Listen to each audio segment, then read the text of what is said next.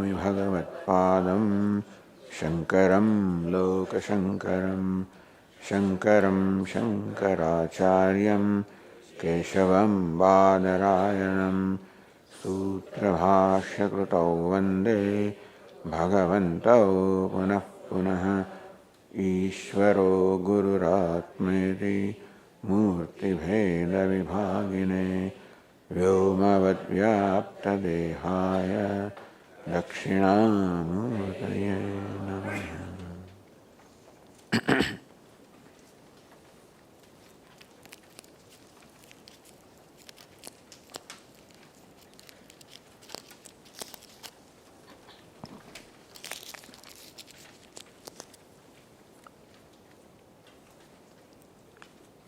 This morning we discussed the meaning of the word Upanishad, which means self-knowledge. The word reveals what the subject matter is. Upa or self is subject matter.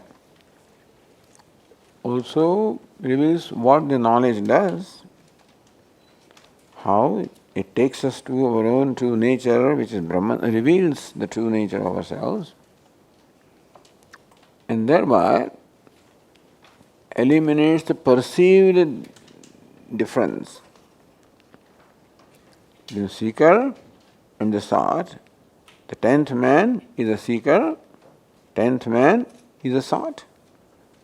And that he is searching for the 10th man, he is searching for himself, means that in his mind, one who is searching for is different from himself. So there is a distance created between the one who is searching called the seeker, what is searching called the sought. Even though the seeker and sought are one, the ignorance of himself creates a distance, which is not a real distance, it is Brahma or Viparya or false knowledge, false notion, born of self-ignorance. So this knowledge removes that self-ignorance, and that is how it removes the seeming duality, the distance, seeming distance created between the seeker and what is searching for in life, makes him realize that I am the sought, I am Brahman. And that way it removes whatever sense of limitedness, separateness, isolation, which is what the individual feels right now. I am only confined to this body, mind, sense complex. That you are a self confined to that body, mind, sense complex. There are as many self, as many atmas, as many the embodiments are. And I am different from everybody else. Everyone is different from me. This is called duality. Duality means bheda or mutual exclusion. See, dvaita or duality does not mean two.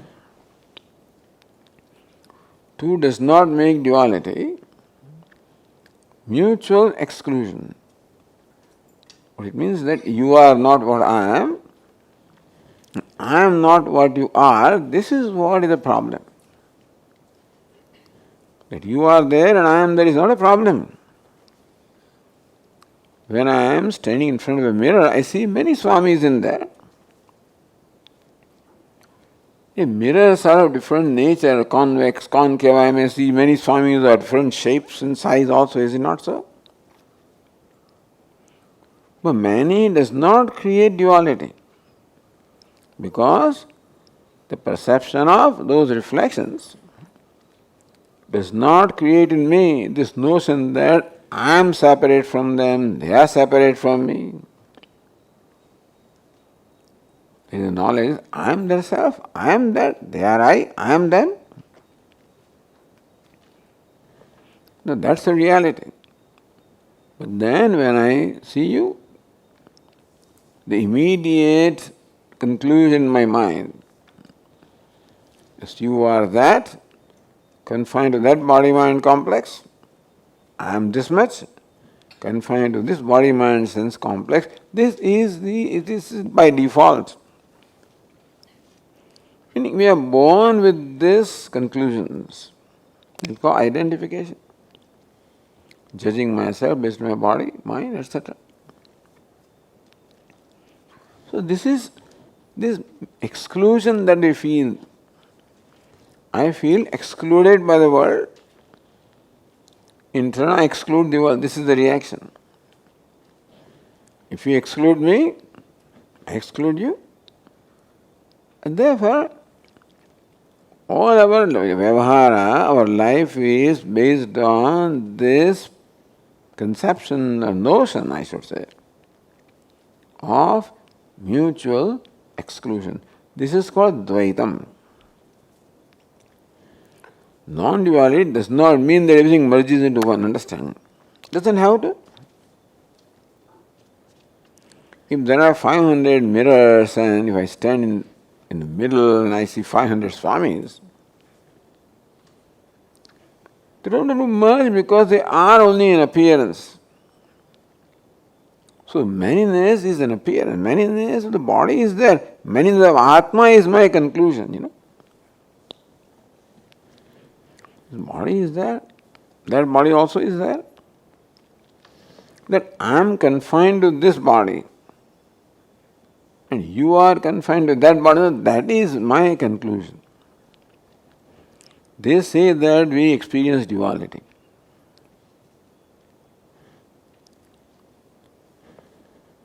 We don't experience duality. That you are different. It's not my experience, it is my conclusion, understand? If duality was experienced, we can never eliminate that. Duality or mutual exclusion is my conclusion, my notion, my bhrama, my false notion. So knowledge will only eliminate that notion of exclusion, not eliminate people and the world. It doesn't have to be. No change needs to take place in the life. In myself or in yourself, in the world, anywhere. The only change that has to take place is in my conclusion or notion, false notion about who I am, who you are. And that creates this duality, division, exclusion, which is not there. My reflection does not exclude me. If I do not know that there is myself, then I feel excluded by that, like a little child will feel when he looks at the mirror. Thinks that somebody else has come. Depending on the child, he may start playing, or he may start fighting, whatever, like a bird will, pack at the mirror. So only change that has to happen is in my perception, my conclusion. No other change needs to happen. Because everything is all right as it is. Which we'll see in that Shanti mantra. So this is what Upanishad or self-knowledge does.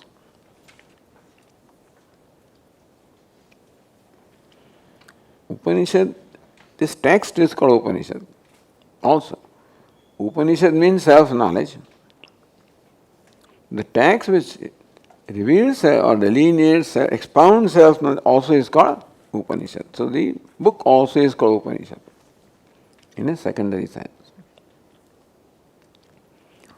So this book or text called Upanishad is part of the Veda. There's a Veda and Upanishad, you don't have to say that. It's a Veda, Upanishad is included, understand? Oh, myself and my hand, I don't have to say that because when I say myself, the hand is included. So we don't say Vedas, and Vedas includes Upanishads. Veda is a complete text with just two primary sections. First section is called Karma Kanda, which basically deals with how to live life, dharma, and values, do's and don'ts. And the second section is Jnana Kanda, dealing with the knowledge of the reality. Or Puja Swami used to say, Vedanta addresses the realities of life. The problem is not with life, not with realities, the way I perceive the realities. In our life, there is this entity called the self, the universe that I confront, Ishvara, Jiva, Jagat, and Ishvara. These three entities make up my life, is it not so? There is a fourth thing. Jiva, the individual, Jagat, the universe I interact with, and Ishvara, creator, whether you accept it or not, but Ishvara. Means I don't believe in Ishvara, then also Ishvara is involved in our life. And each one of us is born with a conclusion or opinion about who I am, what the world is, and who Ishvara is.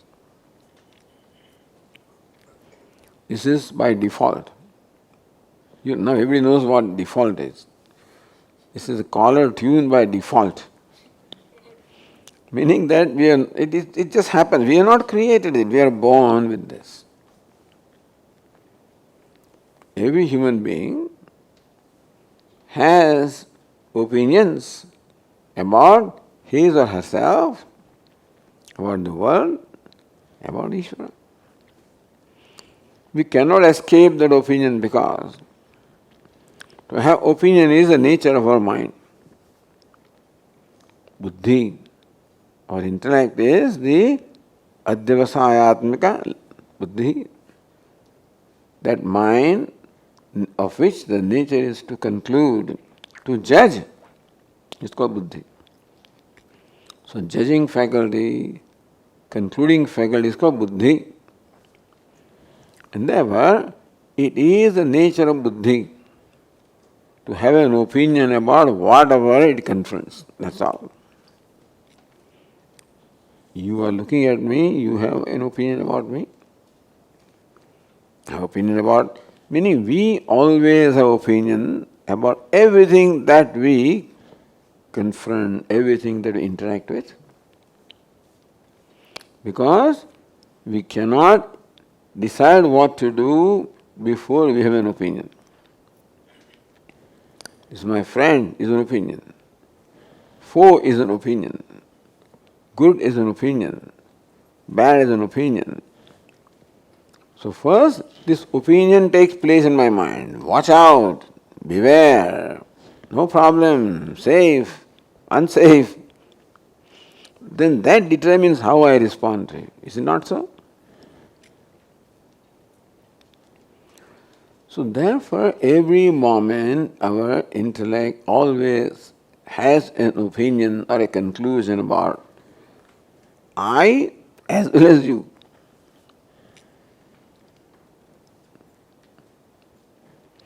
And therefore, we have never questioned these conclusions. We are living our life from the birth onwards. And what we do is based basically first on who I think I am and who I think you are. Is it not so? First thing that takes place is who I think I am. First opinion.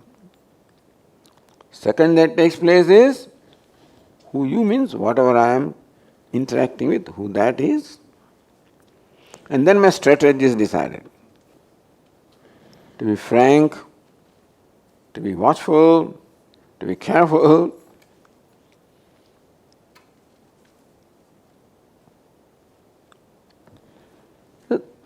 Our life is based on these opinions, understand?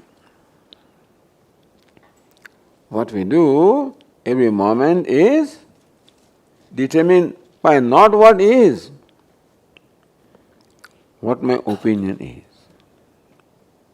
Not what is, what my perception is. I have an opinion about you, perception about myself and about what I interact with. This is one thing that you don't question. This is taken for granted. I never question my opinion about myself. I know who I am. I may not know who you are, but I have an estimate of who you are. Otherwise, I can't interact with you. I first decide who you are. Not in the sense of what your name is, etc., but who you are means whether you are acceptable to me, non-acceptable to me, likable, dislikable, trustworthy, not trustworthy, whatever. So these opinions decide what we feel, what we do, and how we live. Let's understand this. The opinion about myself,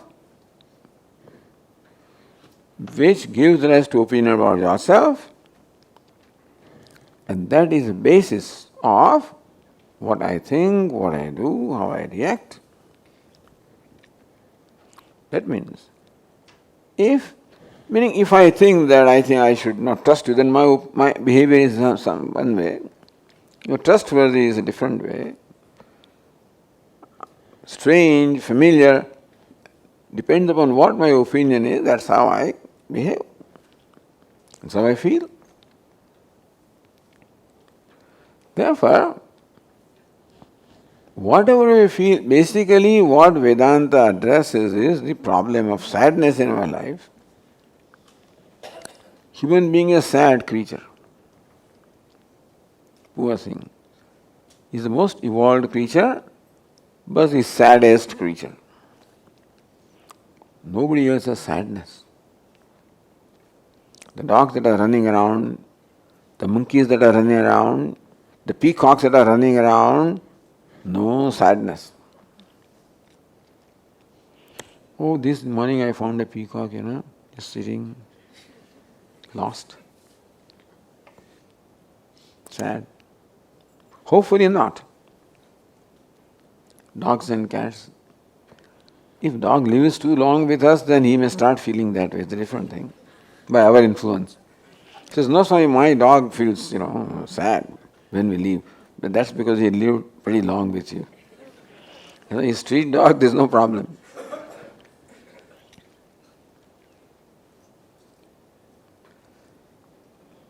That doesn't mean we want to become dogs and cats and buffaloes. Yeah, they have no stresses. Buffalo has no stress, no sadness, no problem in life that we think is a problem. The only problem is hunger and thirst and ahar and bhaya mayutharam. That's all the problem they have.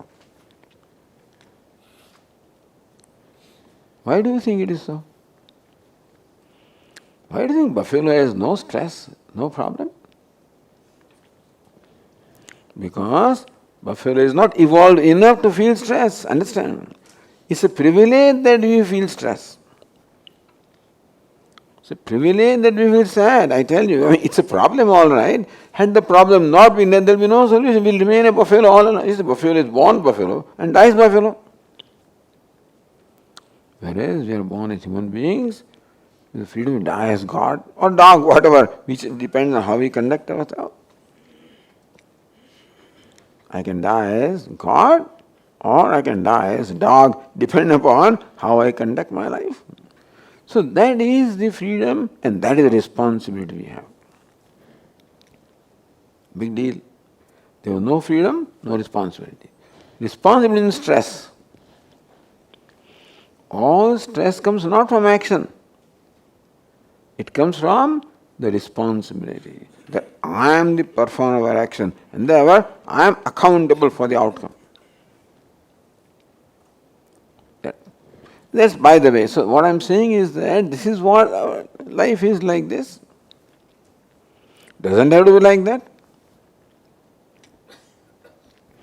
is like this because of what I think I am, who I think I am. So that is why Vedanta addresses the basic thing, that what we call a problem of anxiety, fear, stress, all of this has its root in what my opinion is about myself. If that changes, things will remain what they are. There will be no anxiety, no fear, no stress. I'll be like buffalo. Remaining human Pashvadibhisya, meaning that I don't become buffalo. I become as carefree as buffalo is. Now buffalo is born with carefree. I have to work hard to become carefree. That's the only difference. You have to work hard to be happy. It doesn't come like that. Happiness does not come like that. We have to work hard to be happy. Work hard to become free from stress. Work hard to have harmony. It doesn't happen right away. Not that two people got married. There's no. Oh, we love each other. That's good. Please do. But that doesn't mean that it's all over. You'll start. You have a little head start, that's all. Because you love. But the same problems are there and you have to do what you need to do. You have to work hard to be happy. Which we do. Except that whether the kind of effort that we make increases happiness or creates problems is a different matter. And therefore Vedanta addresses this process in our life. Understand what Vedanta does. Where the basic problem is in my opinion about myself and about others and how I relate.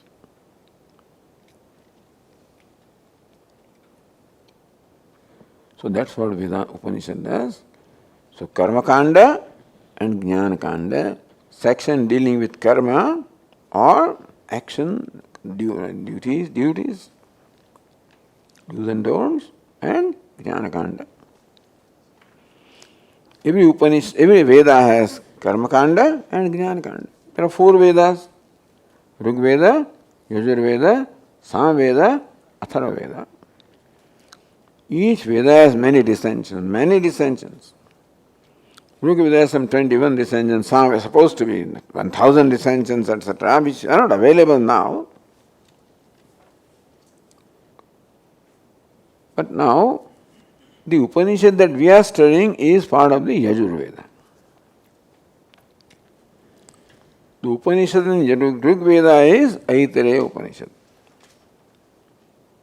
There are others also, Kaushitaki Upanishad, Maitrayani Upanishad, etc. Kaushitaki. Yajurveda has Upanishad, many Upanishads. Now Yajurveda has 2 recensions, the Kandva and Madhyandina.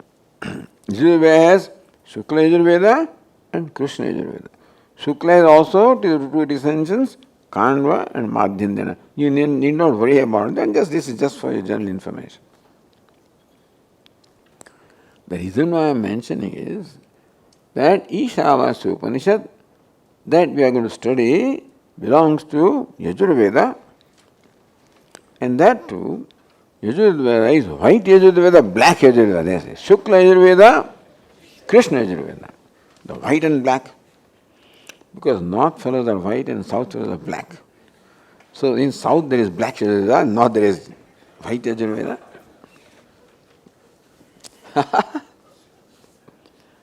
Generally, the Krishna Yajurveda is more prevalent in the south. Shukla Yajurveda is more prevalent in the north, for not reason for skin color, but that's how it happens to be.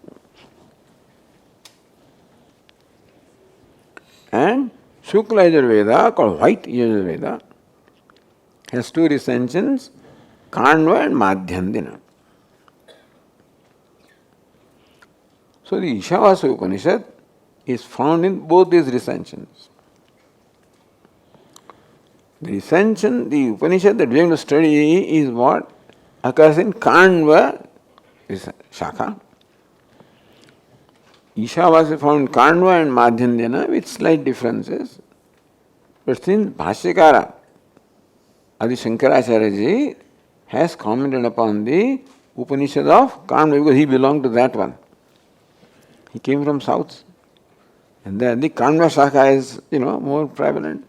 So Bhashyakara commented upon the Kanva recension of Ishavasya. So we also follow that. Doesn't matter where you belong to, but when you come to this, we follow Bhashyakara. Anyway, this is just for your general information. Doesn't matter too much whether you remember these words or not. And this forms the 40th chapter of that, Veda. Ishavasyopanishad. Every Upanishad or every study of Vedanta begins with a prayer called Mangalacharanam. Mangala Acharanam. Acharanam conduct, the auspicious conduct. Meaning we should begin with auspiciousness.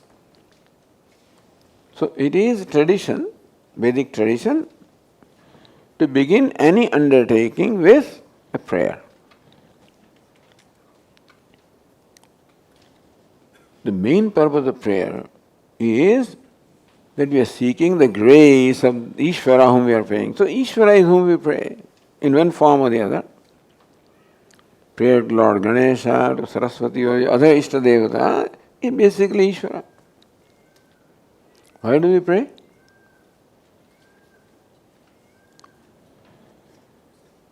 So that to leave a word with him. Please remember, take care, this is my son-in-law. He's going to appear for an interview, take care.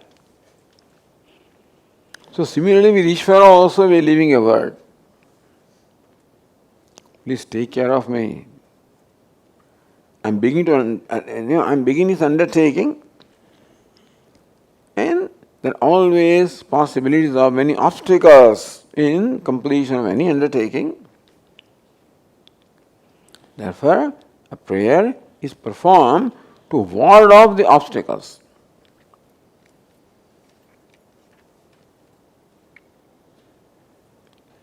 And prayers are of different nature. One is a prayer to please bless me, we are seeking some favor. Other is prayer is just remembering or thinking about Ishvara. Simply thinking about his nature. So prayer that this Upanishad has or this Veda has is of the nature of the reflection upon the nature of Ishvara. We don't directly pray, please do this. But you just think about him. Our Swamiji in the olden days, you may have heard this, used to talk about this mantra, Hare Rama, Rama Rama, Hare Hare. Hare Krishna, Krishna Krishna, Hare Hare.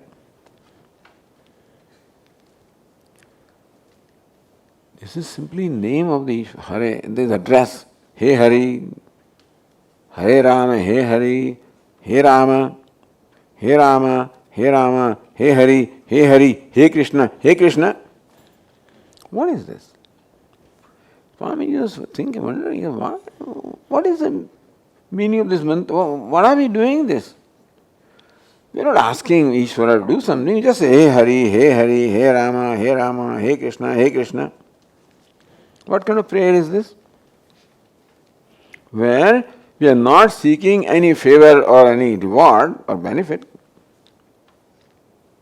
So, this is the brain, fertile brain, he thinks. What's the purpose of this prayer? Then he remembered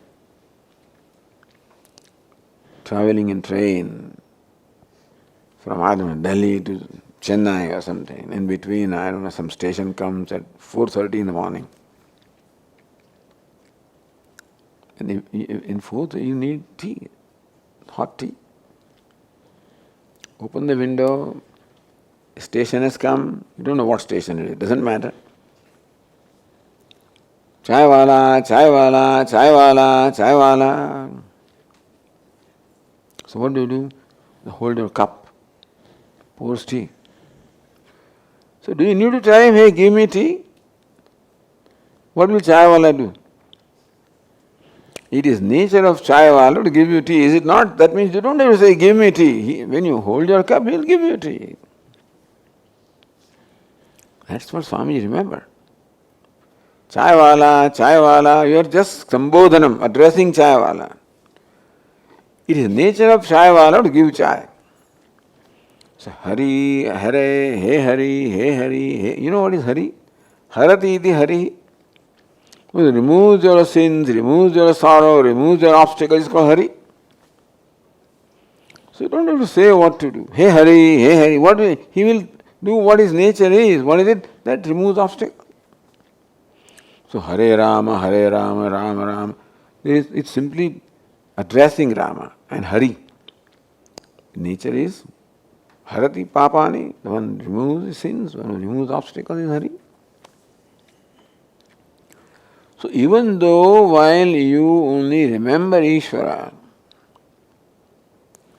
utter his name, there is no overt prayer seeking favor or seeking certain kind of benefit. But then, simply by uttering his name, he will do what his nature is. Is it not so? Dad! So dad knows why he's calling me. I guess he wants to go for a movie in the evening. So why should he come to dad? When dad comes home from work, this day, this evening is very favorable. Child comes, greeting the lad, his shoes is removed, cleans them. Something is there. So Ishvara knows something is there. This fellow is remembering me.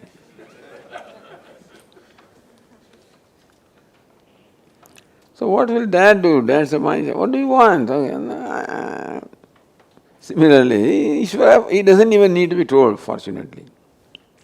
The dad may need to be told, but Ishvara doesn't need to be told. So this is prayer of simply remembering or reflecting upon thinking about the nature of Ishvara. So Ishvara will do his job of removing obstacles.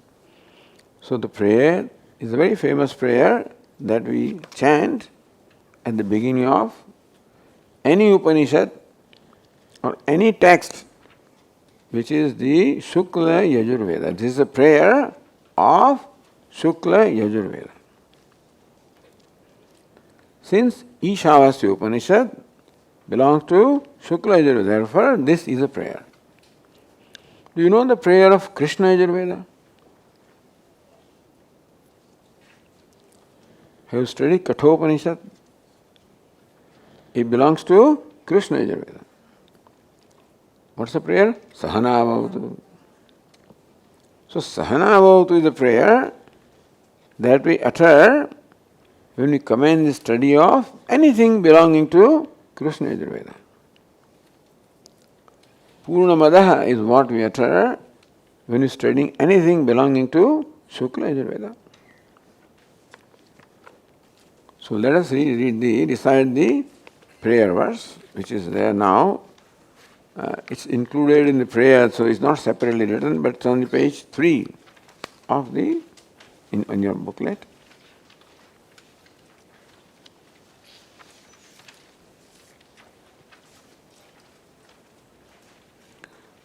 I will recite, you please repeat after me. Om Purnamadah Purnamidam Purnat Purnamudachyate Purnasya Purnamadaya Purnameva Vasishyate Shanti Shanti Shanti.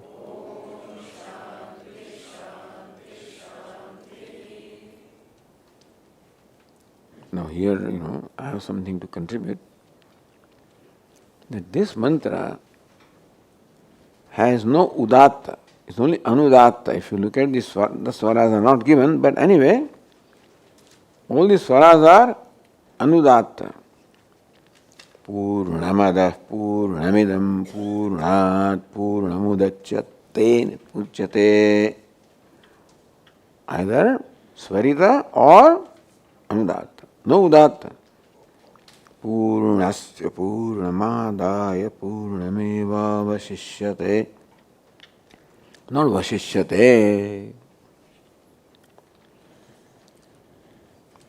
Just since we are discussing this mantra, you may as well know what the... So, this mantra is all Anudatta, meaning all swaras going down, not going up.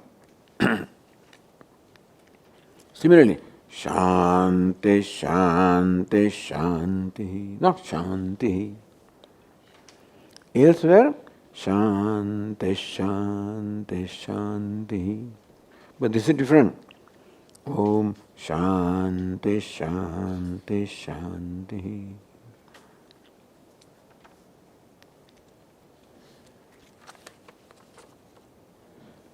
The translation, Om begins with, prayer begins Om. Om is a very famous word. It is the name of Ishvara, Paramatma. Om. The whole Upanishad dedicated to explaining the meaning of the word Om. That's a Mandukya Upanishad. And we don't have any intention of discussing, but Om is the name of Ishvara. And it is traditional to begin any Vedic mantra with the recital of Om. Om Trambakanya Yajamaya. So Vedic mantra begins with the utterance of Om, which is the Mangala. Om itself is Mangalam. Om Atha, Om Atha. It is said that Brahmaji, when he created the universe, he first uttered Om Atha, Om Atha, Om, and then he undertook the act of creation. So Om is considered to be, even the sound also is very auspicious sound, and the meaning also is auspicious. Om. Then the mantra says Purnam Adaha, Purnam Idam, Purnat, Purnam Udachyate. Look at the text. Om Purnam Adaha. What it mean? What does it mean? Purnam Adaha. Next word is Purnam Idam. What does it mean? Purnam Idam. Purnam Adaha becomes Purnam Adaha. Purnam Idam becomes Purnam Idam. A little bit of sandhi here. Purnam Adaha. Makara and A added becomes Ma. So Purnam Adaha. Two words are there. Purnam and Adaha. Purnam Idam. Again two words. Purnam and Idam. Adaha is a pronoun. Idam also is a pronoun. So this mantra only has pronouns. There is no noun anywhere. Adaha means that. Idam means this. Purna means whole or complete. So that, Adaha Purnam, that is complete or whole. Idam, this is complete or whole.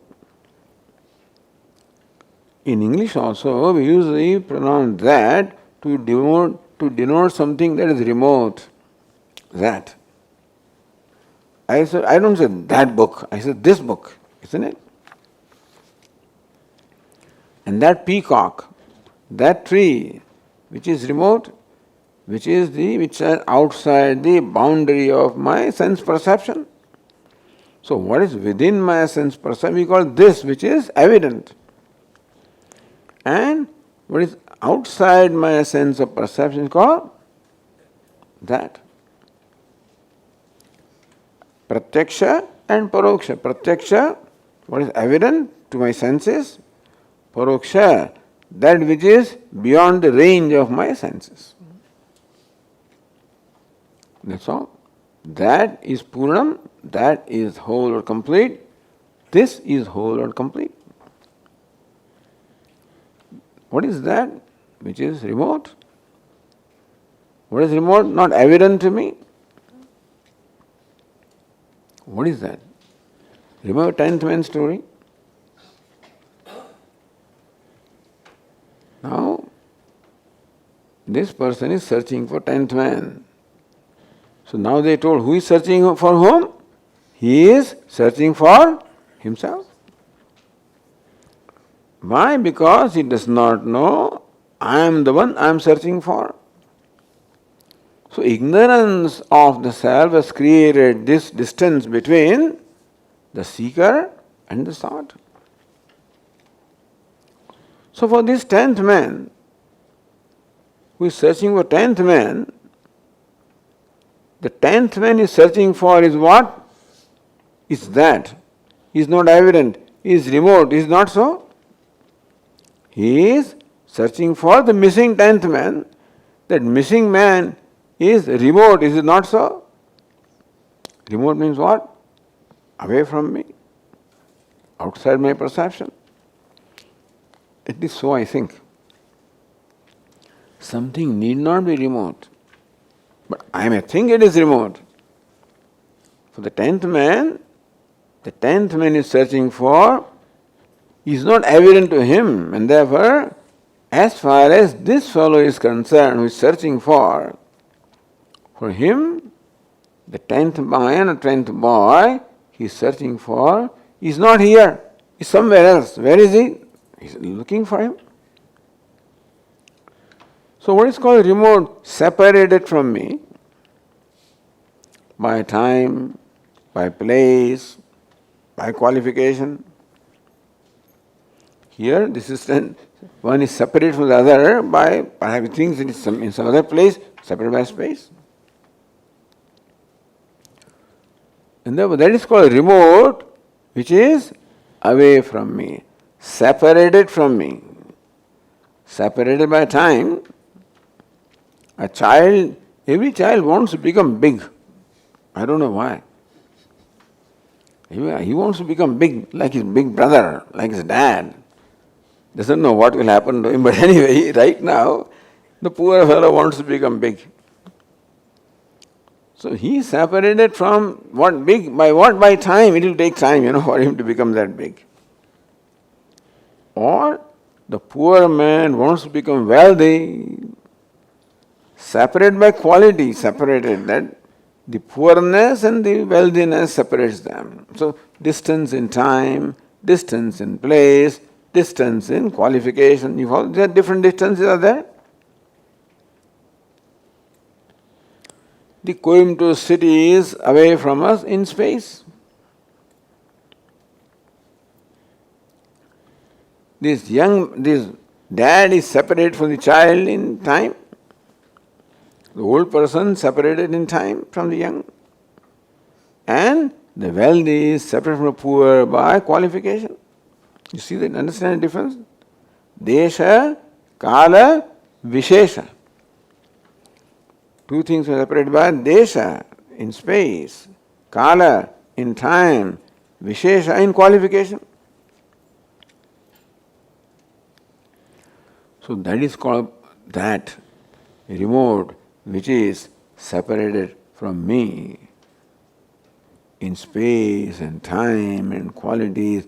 That is called Ishvara or Bhagavan. I don't know, he's there, but it's someplace.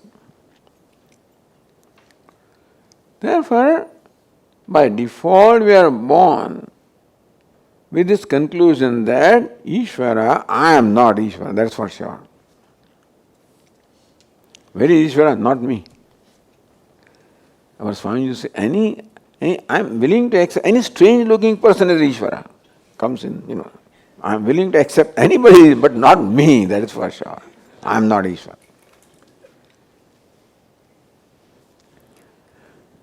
I'm very sure. Why? Because Ishvara is omniscient, omnipotent, omnipresent, he must be. No, I am nothing, I am just alpa, I am limited in every way. Ishvara is free from all the limitations there were. Ishvara is different, I am different.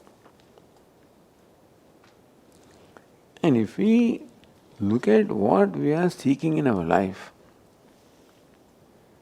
you know what you'll find? You'll find you want to become Ishvara. I want all the knowledge. Not that I'm going to get it, but if I had my way, I would like to know everything. If I had my way, I would like to control everything. Is it not so? We are trying to control all the time. Whether it's a small assembly, I want to control. I love to control. I feel empowered when I control. So I'm seeking to know everything, to control everything, to be everywhere, to be free from limitation of time, space, qualification. So I'm seeking. Where is it? I don't know where it is, but I'm seeking. I'm striving in my life. Because conclusion is, what I'm seeking is separate from me. Like the conclusion of 10th man, he's searching for is separate from him. So the distance need not be real distance. The distance between the seeker the 10th man is, sought the 10th man is what kind of distance? Distance created by what? By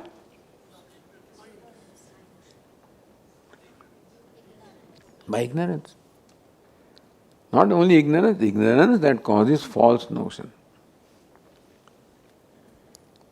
But I am not the 10th man. 10th man is lost.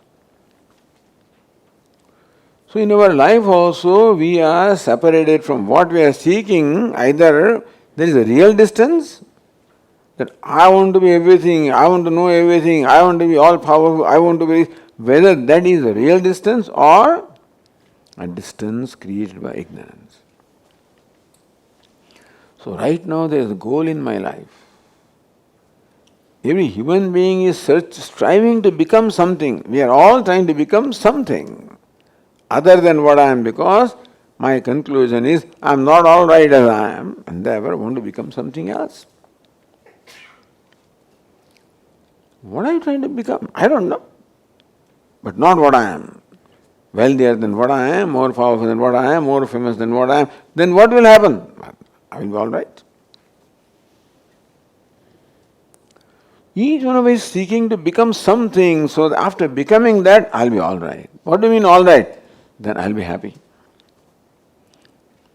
Means what? I'll be happy with myself.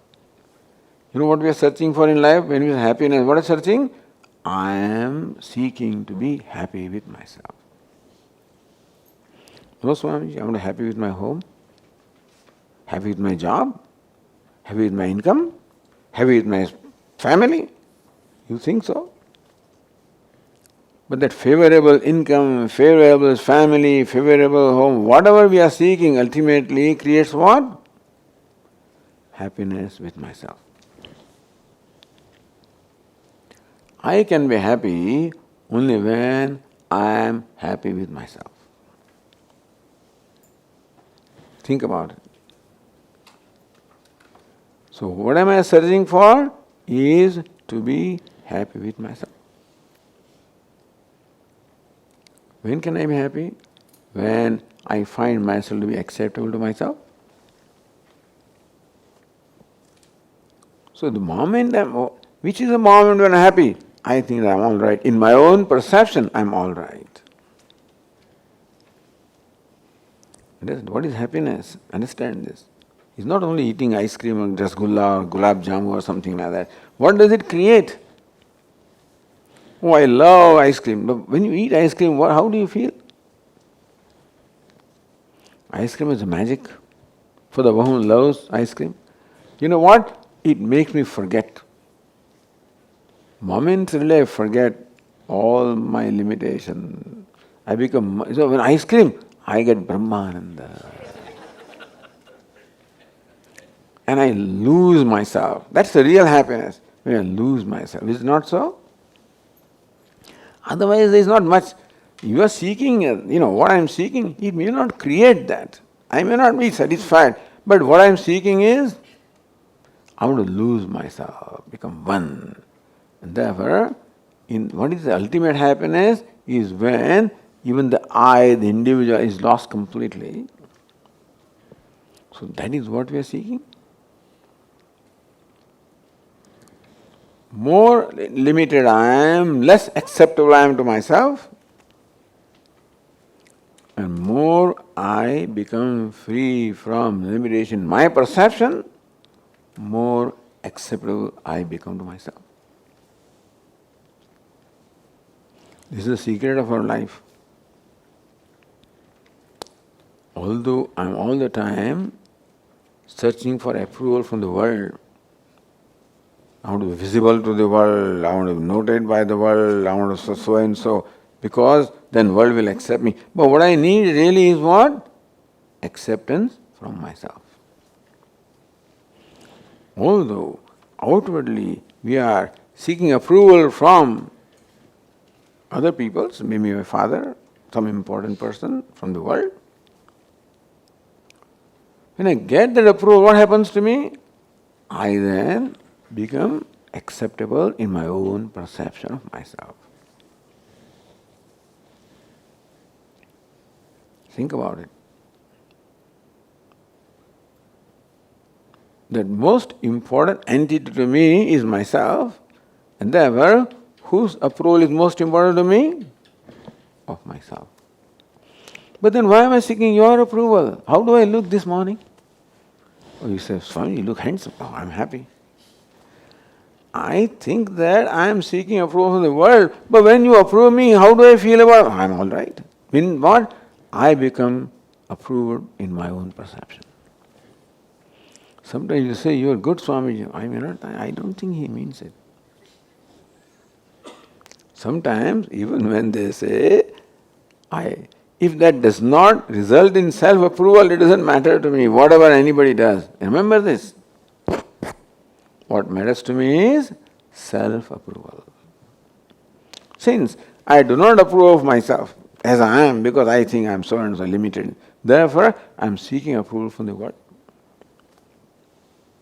But when do I feel good? When I approve myself. When I am acceptable in my own perception. So what am I seeking? Self-satisfaction, self-contentment, self-approval, self-acceptance. What's the goal of my life? Self-satisfaction, self-contentment, self-approval. That's the 10th man. When do I approve myself? When I see myself free from all limitation. I cannot accept a limited self. My problem is with the limited self I find myself to be. So what I am striving to become free from limitations.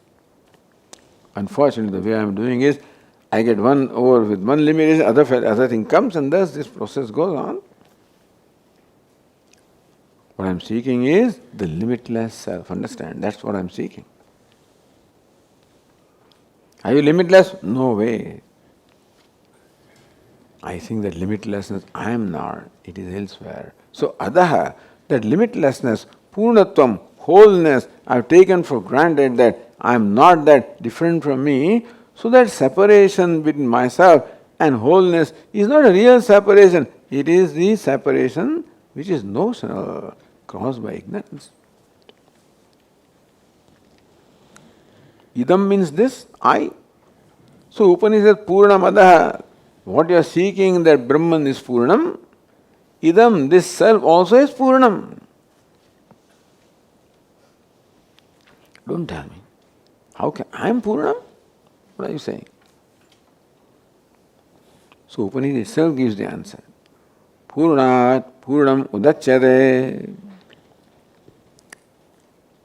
From gold, when you make gold ornament, The ornament, is it a silver thing, is it an iron thing or a gold thing? When the cause is gold, the ornament that comes out from gold, is it what? Golden, is it not so? The effect is compatible to cause, is it not so? So Purnam is a cause, Purnat, fifth case, is a cause. From full or complete, the complete comes out. If cause is complete, then the effect should be what? So that Brahman is whole.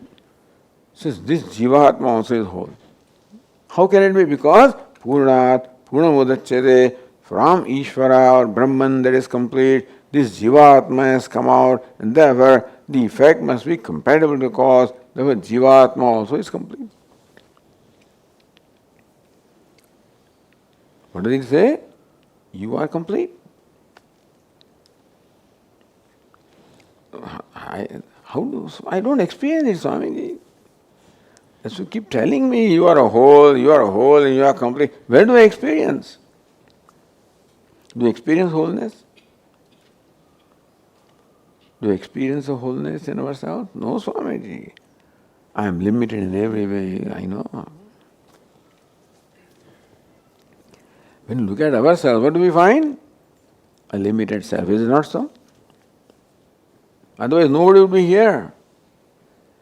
You think that you will be bothering to listen to me if you knew or you were like that, you are whole and complete, you won't go any place. Would you need to?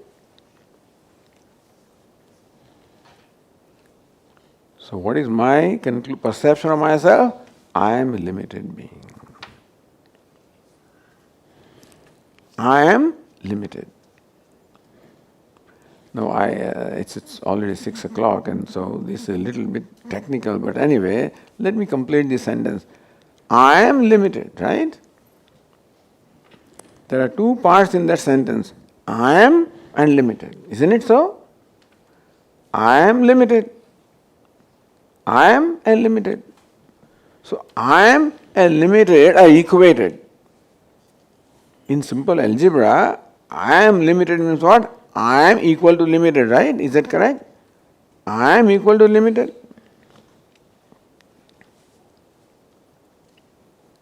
But here limited is some place and I am in some other place. What is I am? The subject. What is limited? The object. Body is limited. Mind is limited. Personality is limited in every way. Nobody says it is not limited. What do I say? I am limited. Meaning that I am equating myself with the personality. Therefore, the limitedness is a sense caused by identification or equating myself with this body-mind sense complex. So when I am limited, I lump together two things. I am limited in two different places. I am the subject, limited is the object. We'll have a chance to discuss this, but then anyway, so this is how the idea, the notion of limitedness comes. It doesn't exist, it is a notion in my mind because I am equating two things. Therefore, the limited is mithya. I am limited, that limitedness of I am is mithya, not limited, yeah. Therefore, Purnasya, Purnamadaya, recognizing that in I am limited, the limited belongs to the upadhi. Purnameva avashishyate. When I see that fact, then I realize that I am is Purna. So that is basically what this mantra says. If we discuss the mantra for the whole week, then the Upanishad will not be discussed, Therefore, we just give you an idea, because this is the subject matter of Upanishad. This will be discussed in detail as we proceed with the Upanishad. But the prayer is, Brahman is Purnam, I am also Purnam. Why is it so? Because I have emerged from Brahman. But then how do I experience that? remove your Purnatvam, meaning remove your Apurnata, remove the identification upadhi, Purnam avashishyate, what remains is you, that is Purna. I am limited. The limited belongs to upadhi. Recognize that fact, then I am is limitless. Sounds like a very simple equation. Isn't it? That's what we have to do. It takes a whole lifetime or God knows. But just to separate these two entities, I am limited, that's what we recognize, have to recognize. The limited belongs to this personality. It's there someplace, not where I think it is. And that I am limitless. Even when all limitations are there, I am limitless in spite of limitations of the body, mind, sense complex. Om Shantihi, Shantihi, Shantihi. When this is recognized, there is nothing but Shanti. All Ashanti is caused by a sense of limitedness. When that goes away, Ashanti also goes away. So this is how, this is a Shanti mantra, which is of the nature of contemplation upon the nature of the reality. It also means prayer, that Lord, please give me Shanti. Remove the Ashanti. Ashanti caused by Adhyatmic individual, caused by these dogs and monkeys and stuff like that. And caused by Swami, now this is Saraswatiji is going on, these, you know Saraswatiji? Means the Shani, the Saturn, is unfavorable for 7.5 years. Let's go Adi Devikam. The Devatas are also, they also seem to be my enemies sometimes. So Ashanti caused by them, Ashanti caused by the world, Ashanti caused by my own mind. Shantihi, Shantihi, Shantihi. May there be freedom from the Ashanti caused by all these three sources, and may I enjoy peace of mind. So that's a prayer with which we begin this study, and the actual text now will start from the next class tomorrow morning. Om Purnamadah Purnamidam Purnat Purnamudachyate Purnasya Purnamadaya Purnameva Vashishyate. Om Shanti Shanti Shanti. Shankaram Shankaracharyam Keshavam Badarayanam Sutrahashya Krutau Vande Bhagavantau Punah Punah Ishvaro Gururatmeti Murti Bheda Vibhagine Vyoma Vadvyapta Dehaya Dakshinamurtaye Namaha. Om Shanti Shanti Shanti. Hari Om. Shri Gurubhyo Namaha. Hari Om.